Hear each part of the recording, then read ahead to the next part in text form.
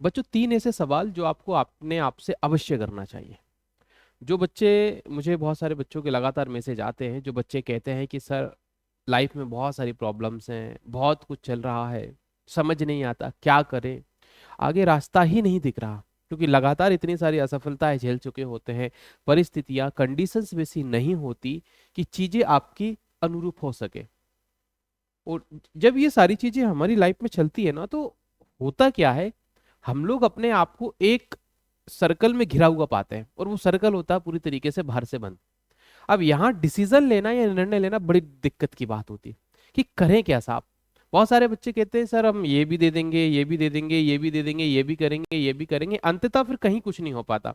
क्या, हर एक चीज अपने लिए एक निर्धारित समय की मांग करती है साहब। तो मैं तब बच्चों से कहता हूँ कि बच्चे, आप 3 सवाल पहले अपने आप से करो। अगर आपको कुछ नहीं समझ आ रहा है, कोई डायरेक्शन नहीं दिख रहा है, होता है, हर इंसान, हम मनुष्य है, और मनुष्य आदम की, आदम जाति है ना हम लोग, है ना, आदम के बेटे अगर एक तरीके से देखा जाए, तो हमारी परिस्थितियां ऐसी होती हैं कि हमें लगातार चुनौतियों का सामना करना पड़ता है। जीवन का दूसरा नाम ही संघर्ष है। बिना संघर्ष के जीवन संभव ही नहीं है। समझ रहे हैं मेरी बात आप? तो 3 प्रश्न आपको हमेशा करने चाहिए, और वो 3 प्रश्न क्या है, अगर आपको लगता है कि आपको आपके जीवन के सवाल नहीं मिल रहे हैं, तो ऐसे 3 प्रश्न है जो आपको डेली करना चाहिए। मैं तो कहता हूँ रोज सुबह सोने से पहले ये 3 सवाल कर लो, और रोज सुबह उठने से पहले 3 सवाल कर लो। जिन्हें अपने आप पर संशय है, अपनी काबिलियत पर, अपनी योग्यता पर, अपने सामर्थ्य पर जिसे संशय है, उन व्यक्तियों के लिए ये 3 प्रश्न आपको करना चाहिए। मैं गारंटी से कह रहा हूँ, आपके सवालों के आंसर, जवाब और राह सब कुछ आपकी रियल बिल आपको दिखा देगी। ये अंतरात्मा में बहुत पावर है साहब, आपसे कहीं गुना ये आपको समझती है। लेकिन यह इंपॉर्टेंट है पहले कि आप भी उसको थोड़ा सा समय दो और उसको समझो, है ना। अगर मैं आपसे बात करूं, सबसे पहला सवाल यही है कि आप लोग लिखना चाहो तो लिख लीजिएगा, कल क्या थे। पहले ही क्वेश्चन यही है। अब इस क्वेश्चन को डिकोड करिए आप, कि आप कल क्या थे। हम तीनों चीज पे बात करेंगे, यानी हम यहां पे किसकी बात कर रहा हूं, मैं आपसे आपसे पास्ट की बात कर रहा हूं। ठीक है, आप कल क्या थे, आपकी कंडीशंस क्या थी। इवोल्यूशन जब हो रहा था तो हम सोचते हैं ना साहब, कहां से हम सरीसृप अमीबा से लेके आज हम होमो सेपियंस, बाकी सारी चीजें आती हैं, और आज हम एक पूर्ण मनुष्य के रूप में विकसित हो रहे हैं। हो सकता है आने वाले समय में हमारा स्वरूप कुछ होगा, ये तो जियोग्राफी का पार्ट है। लेकिन हम बात कर रहे हैं अपने जीवन की, बात कर रहे हैं साहब। कल क्या थे हम, ये पहला प्रश्न आपसे होना चाहिए कि कल आप क्या थे, किस कंडीशंस में थे, किस परिस्थिति में थे, आपका नॉलेज का लेवल क्या था, आपकी विजडम का लेवल क्या था, आपके सोचने का तरीके का स्तर कितना था, आप कितना चीजों को समझते थे कल, आप कितना लोगों के साथ व्यवहार बनाते थे, आप लोगों को कितना समझते थे। ये पहला प्रश्न है। दूसरा प्रश्न आपको अपने आप से करना चाहिए, और वो है प्रेजेंट को लेकर। आज हम क्या है। अब यहां आपको आईना देखना है अपने आप का, और यहां बात किस चीज की हो रही है, प्रेजेंट की मैं बात कर रहा हूं, यानी कि वर्तमान की बात कर रहे हैं हम। ठीक है, और यहां हम बात करें भूतकाल की, भूतकाल और वर्तमान। कल क्या थे, ये आपने देखा, पहली चीज है, कल हम क्या थे। हो सकता है कल आप अच्छी स्थिति में नहीं हो, थोड़ी सी अगर आपकी, या फिर आप अच्छी में हो, अच्छी स्थिति आपकी रही हो, आज थोड़ी खराब हो गई हो वर्तमान में। तो इस स्टेज पे आपको हमें यही एनालिसिस करना है साहब। वर्तमान, आज हमारी कंडीशन क्या है, आज हमें किस चीज की आवश्यकता है, आज हम चीजों को कैसे देखते हैं, कैसे समझते हैं, कैसे उसे महसूस करते हैं, कैसे उसे अनुभव करते हैं। आज हमारे पास कल की तुलना में कितना विजडम है, आज हमारे पास कल की तुलना में कितना नॉलेज हमने गेन किया है, कितना अनुभव लिया है, कितनी शिक्षा प्राप्त की है, कितना स्किल्स हमने अपने आप में इंप्रूवमेंट किया है। ये सारे क्वेश्चंस इस गैप में आपको फिल करना है। समझ रहे हैं आप मेरी बात? जो कहते हैं ना बच्चे सर कुछ नहीं दिख रहा, पहले ये अपने आप से देखो। जो कहते हैं हम सक्सेस नहीं होता, हम इतनी मेहनत करते हैं इसके बावजूद भी, क्योंकि कहीं ना कहीं जब कुछ कमी होती है ना, तभी हमें फेलियर्स मिलते हैं। फेलियर्स का सीधा फंडा ही यही है, किस्मत को दोष देने से, परिस्थितियों को दोष देने से कुछ भी नहीं होता। ईश्वर के भरोसे बैठने से अच्छा है कि अपने आप अपने भरोसे पे बैठो। हो सकता है आप ईश्वर के भरोसे बैठा हो, माफी चाहूंगा, हो सकता है आप ईश्वर के भरोसे बैठे कि ईश्वर ऐसा कोई चमत्कार करे आपके जीवन में और आप कहीं ना कहीं से आपके जीवन में सब कुछ अच्छा हो जाए। परंतु हो सकता है ना ऊपर वाला आपके भरोसे बैठा हो कि आप कुछ थोड़ा एफर्ट तो लगाओ कम से कम, जो गलतियां करते आ रहे हो वो तो कम करो। दरअसल बेसिकली यहाँ हम कौन कौन सी गलतियां कर रहे थे जब हम कल को पढ़ते हैं और आज को देखते हैं कि कल हमने कितनी गलतियां की थी, आज हमने उन कितनी गलतियों को इंप्रूवमेंट कर लिया है, कितनी गलतियों को सुधार लिया है और कितना अब आवश्यकता है। और आज हमारी कंडीशन, हमारी स्थिति समाज में, व्यक्तिगत में, पर्सन में, अपने सोसाइटी में, अपनी परिवार में क्या स्थिति है हमारी आज। हमारी स्थिति कल क्या थी, कल कितने लोग पहचानते थे, कल कितने लोग जानते थे, कल हमारे पास कितने जेब में पैसे थे, आज हमारे पास कितने जेब में पैसे हैं। और बेटा एक बात याद रखना बच्चों, पैसा ही आज सबसे बड़ी पावर है। पैसे से सब कुछ खरीदा जा सकता है, सत्य ही है। मैंने कईयों को देखा है, कईयों को देखा है जो यह कहते हैं जब जब इस स्थिति में आते हैं, इससे इस स्थिति में बातें जो इन्हें इंप्रूवमेंट यहाँ पे करना था वो इंप्रूवमेंट नहीं करते। बाद में स्थिति में ऐसे आते हैं, मेरे पास कुछ है, होता है भाई सर्कल, तो ऐसे लोग भी मिलते हैं कि बाबू पापा नहीं माने। पापा क्यों नहीं माने? क्योंकि आपने अपनी वर्तमान स्थिति को बेहतर ही नहीं किया। भूत में आपके पास समय मिला था वो अपनी स्थिति को बेहतर करने के लिए, परंतु आपने इंप्रूवमेंट नहीं किया, आपने नई चीजों को नहीं सीखा, आपने स्किल्स को नहीं दिया, आपने हार्डवर्क नहीं किया, तो आपकी स्थिति वर्तमान में जाके डामाडोल हो जाती है।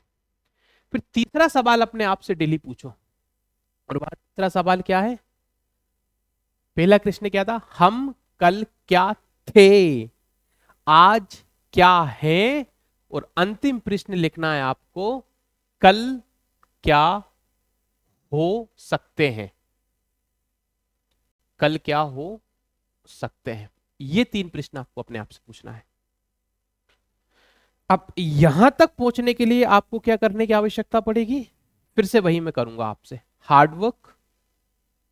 अब हार्डवर्क के पास आप कंपैरिजन है, आपके पास्ट से प्रेजेंट में देखो आपने हार्डवर्क में इंप्रूवमेंट किया कि नहीं किया, आपने कितनी स्किल्स को अपने अंदर सीखा है साहब, आपके अंदर डेडिकेशन अभी भी आया कि नहीं आया। ये सीधा सीधा जब आप सोचोगे ना, देखो बड़ा सोचना चाहिए साहब, हो सकता है तुक्का लग जाए, सोचने से चीजें हो भी जाती हैं, क्योंकि जब सोचते हैं बड़ा सोचोगे तो बड़ा करने के लिए प्रयास करोगे। जब सोच ही छोटी रखोगे, हो सकता है आपके परिवार में, मैंने बहुत से लोगों को देखा है, क्योंकि मैं विद इन रहा हूं, बहुत से होते यार इतनी बड़ी बड़ी बातें मत करो, ये वो फलाना ढिकाना। बड़ा सोचना चाहिए। आप जब बड़ा सोचोगे तो आप उस बड़ी सोच को कंप्लीट करने के लिए आप छोटे छोटे प्रयास करोगे, वही छोटे छोटे प्रयास आपकी उस बड़ी सोच को एक आकार देने लगते हैं, है ना। अब उस सोच को तो ऐसा नहीं है कि बस मुंगेरी लाल के सुहावने सपने देखेंगे, अरे ये ऐसा हो जाएगा वैसा हो जाएगा, नहीं। उसके लिए आपको कंसिस्टेंसी, हार्डवर्क करना पड़ेगा। ये 3 प्रश्न पूछना, कल क्या मैं था, आज मैं क्या हूं, और कल मैं हो सकता हूं, कल मैं क्या हो सकता हूं। जब तक आप ये नहीं सोचोगे कि मैं कल क्या हो सकता हूं, बहुत से लोग वर्तमान में जीना चाहिए। भाई वैसे ही एक ना एक दिन मरना है हम सब ने, वर्तमान में क्यों जिए? कल को बेहतर बनाने की सोच लेकर हमको वर्तमान में जीना है। अपने कल को बेहतर बनाने की सोच को लेकर हमको अपने वर्तमान में जीवन व्यतीत करना है। समझिए आप मेरी बात को। तो ये 3 प्रश्न हमेशा अपने आप से आपको पूछता रहना चाहिए। और इसके अलावा 3 प्रश्न अगर मैं और बताऊं आपसे, है ना, जो बच्चे पूछते हैं हमें अपना उद्देश्य साफ नजर नहीं आता, तो वो बच्चे, पहला अगर मैं आपसे बात करूं, एक बार आप हमेशा लिख लेना, आप अपने चाहो तो लिख लेना, है ना, मैं क्यों पैदा हुआ हूं, है ना। क्योंकि हर मनुष्य का जन्म लेने का अपना एक उद्देश्य होता है, बिल्कुल अवश्य होता है। उसके जन्म से ही उसकी भूमिकाएं तय हो जाती हैं, उसके जन्म से ही उसकी नियति तय हो जाती है, और हम सब उस नियति के अनुसार अपने आप को ढालते रहते हैं। अब इसका मतलब ये नहीं है, नियति का मतलब कि किस्मत यानी भाग्य में जो है वो मिलेगा, नहीं। भाग्य आपके भरोसे कि आप कुछ प्रयास करो तो मैं आपको एक बेहतर भविष्य दे सकता हूं, आपका बेहतर भाग्य बना सकता हूं, है ना। एस्ट्रोलॉजी के चक्कर में मत पड़ना बिल्कुल भी। मैं क्यों पैदा हुआ हूं? दूसरा सवाल, मैं क्या हूं? ये सवाल फिर से अपने आप से पूछो कि मैं हूं क्या भाई। मैं क्यों पैदा हुआ हूं? मैं मनुष्य के रूप में पैदा हुआ हूं, और मनुष्य होने के नाते संघर्ष मेरे जीवन का एक अभिन्न हिस्सा है। आज भी चलेगा, कल भी चलेगा, मृत्यु के अंतिम सांस तक ये संघर्ष चलना है। तकलीफ आएंगे, दुख आएंगे, पीड़ा होगी, रिलेशन टूटेंगे, बहुत सारी कुछ सुनना पड़ेगा, लोगों के ताने सुनना पड़ेगा, गालियां खाना पड़ेगा, सब कुछ होगा। ये doesn't matter, but doesn't matter अगर आप फोकस्ड हो आपके कल को लेकर, आने वाले कल को लेकर, ये फ्यूचर की हम बात कर रहे हैं आपसे, तो ये सारी चीजें मायने नहीं करती साहब। ये तो क्या ही बताऊं मैं, समाज ऐसा है ना, समाज के लिए तो आप जब 56 प्रकार के व्यंजन के भोग भी बनाते हैं ना किसी शादी में, खाने के बाद भी उसमें भी 1000 कमियां गिना देते हैं अपने रिश्तेदार लोग तो, कि पूड़ी में तेल ज्यादा था, सब्जी में नमक ज्यादा था, ये था, पूड़ी कच्ची थी, ये था, दुनिया भर की चीजें, पनीर नकली था, ये दुनिया भर की गिरा देंगे चीजें, है ना। किसी ने पानी का नहीं पूछा, चाय का नहीं पूछा, आप कितना ही बेहतर कर लो ना इसको, ये कभी संतुष्ट होते ही नहीं है। और एक आपके लिए अच्छी बात मैं बता दूं, यहां से फिर आपको तीसरा प्रश्न पूछना है अपने आप से, मैं क्यों पैदा हुआ हूं, मैं क्या हूं, मनुष्य हूं, और मनुष्य के नाते संघर्ष मेरे जीवन का हिस्सा है, और मनुष्य होने के नाते मुझे ये मस्तिष्क मिला, और इस मस्तिष्क का उपयोग करके ये 2 हाथ मुझे अपने कर्म करने के दिए हैं, 2 पैर मुझे लगातार गतिमान रहने के लिए दिए। अपने शरीर को तो समझो, पहले अपने शरीर से कांटेक्ट करो, आप उसको पहचानो, देखो ये शरीर क्या है। हाथ है किस लिए है? कर्म करने के लिए, हार्डवर्क करने के लिए। मस्तिष्क है नए नए विचार, इनोवेशंस लाने के लिए है। पैर किस लिए दिए हैं? लगातार आपको गतिमान रहने के लिए दिए, कि आप लगातार चलते रहें, अपने जीवन में प्रगति करते रहें। आपकी प्रगति होगी, आप जिस समाज में, जिस सोसाइटी में, जिस परिवार का हिस्सा है, उसको भी आपकी इन सब चीजों का फायदा मिलेगा। समझ में आ रही मेरी बात? और तीसरा आपसे प्रश्न आपको यह करना है, वही जो हमने अभी किया था, कि मैं क्या हो सकता हूं, मैं क्या हो सकता हूं या हो सकती हूं। ठीक है, गर्ल्स के लिए ही लगा लेना, सी और ई में कंफ्यूज मत होना, है ना। मैं क्या हो सकता हूं, ये तीसरा प्रश्न है आपसे।